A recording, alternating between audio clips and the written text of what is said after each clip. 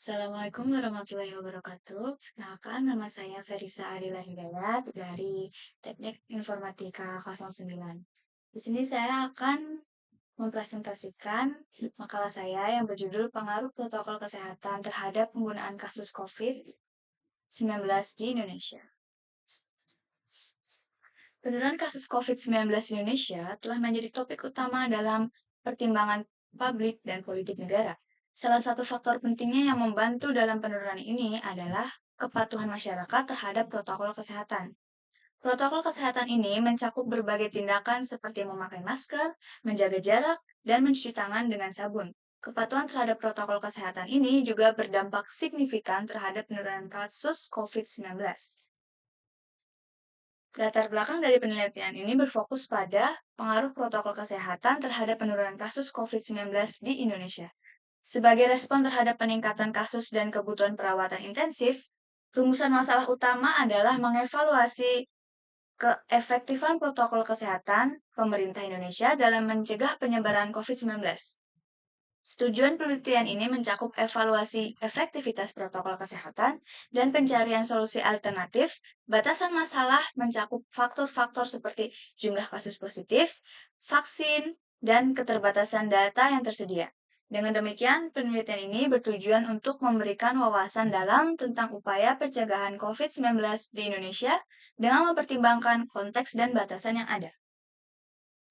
COVID-19 yang merupakan singkatan dari Coronavirus Disease 2019 adalah salah satu penyakit menular yang disebabkan oleh coronavirus jenis baru yang pertama kali teridentifikasi pada akhir tahun 2019 di Wuhan, China. Menyebar dengan cepat dan telah menjadi pandemi global mempengaruhi berbagai aspek kehidupan manusia. Penyebaran COVID-19 melibatkan berbagai faktor, termasuk kontak manusia, perilaku sosial, dan karakteristik virus. Dalam pandemi ini, teori-teori epidemiologi dan penularan penyakit memakan peran penting dalam memahami cara penyebaran virus tersebut. Menurut Kementerian Kesehatan, penyebaran dapat terjadi melalui tetesan udara, kontak langsung, dan permukaan yang terkontaminasi. Berbagai upaya telah dilakukan untuk mencegah dan mengendalikan penyebaran COVID-19.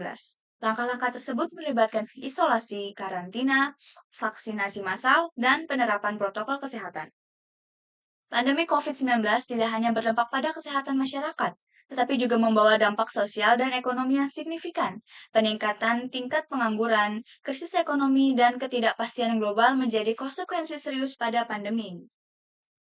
Penelitian ini akan melibatkan serangkaian tahapan terperinci untuk menggali informasi dan menganalisis dampak COVID-19. Tahapan-tahapan tersebut mencakup identifikasi fokus penelitian, rancangan penelitian, pengumpulan data, analisis data, dan interpretasi hasil. Metode pengumpulan data yang digunakan mencakup survei dengan questionnaire atau wawancara, studi dokumen terkait laporan pemerintah, dan publikasi ilmiah, serta observasi langsung terhadap kepatuhan masyarakat terhadap protokol kesehatan. Analisis data akan dilakukan melalui metode statistik dengan data survei, analisis kualitatif untuk studi dokumen dan hasil observasi. Dengan rinciannya, penelitian ini diharapkan dapat memberikan kontribusi yang signifikan dalam pemahaman dampak COVID-19. Identifikasi fokus penelitian membantu menyempitkan ruang lingkup studi terkait dampak COVID-19. Rancangan penelitian yang mencakup survei, studi dokumen, observasi, memberikan pemahaman holistik terhadap situasi yang diteliti.